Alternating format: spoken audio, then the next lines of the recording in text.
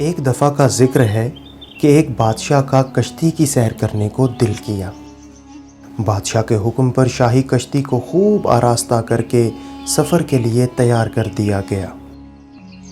کشتی تیار ہونے پر بادشاہ اپنے مصاحبین اور غلاموں کے ساتھ کشتی میں آ بیٹھا اور ملاحوں نے کشتی کو دریا میں دھکیلنا شروع کر دیا۔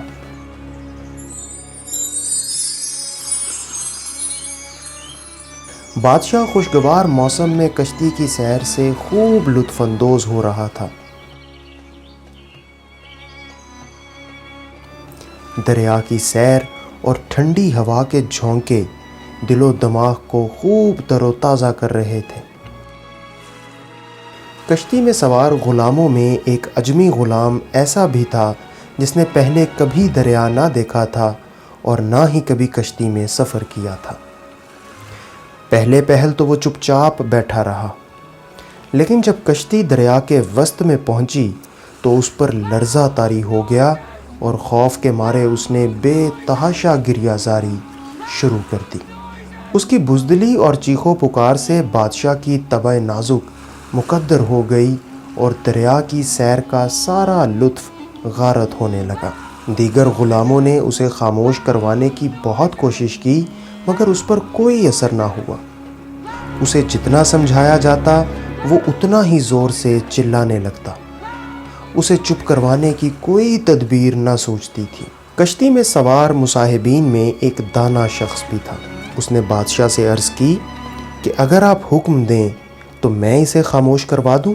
بادشاہ، جو کہ اس غلام کی گریہ زاری سے انتہائی بیزار ہو چکا تھا، اس نے فوراً کہا کہ اگر تم اسے چپ کروا دو تو نہایت عنایت اور مہربانی ہوگی۔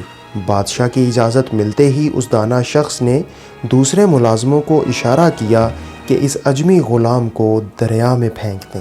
یہ دیکھتے ہی اس غلام کی حالت بگڑ گئی اور اس کی چیخو پکار میں مزید اضافہ ہو گیا، مگر دانا شخص کے اشارے پر دو تنومند ملازموں نے اس غلام کو پکڑ کر دریا میں پھینک دیا۔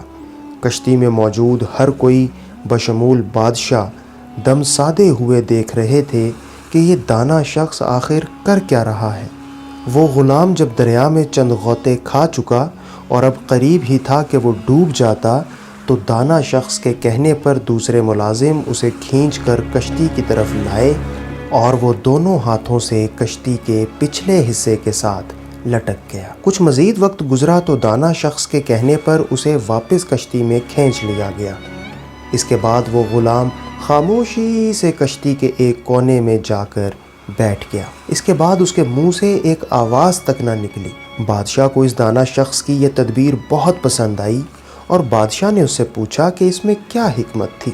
دانا شخص نے کہا کہ بادشاہ سلامت، دراصل اس نے کبھی ڈوبنے کی تکلیف نہیں اٹھائی تھی، لہٰذا اسے یہ اندازہ نہیں تھا کہ وہ کشتی میں کتنا محفوظ ہے۔ وہ کشتی کے آرام کو نہیں جانتا تھا، اور آرام اور سلامتی کی قدر وہی شخص جان سکتا ہے جو کسی مصیبت میں گرفتار ہو چکا ہو۔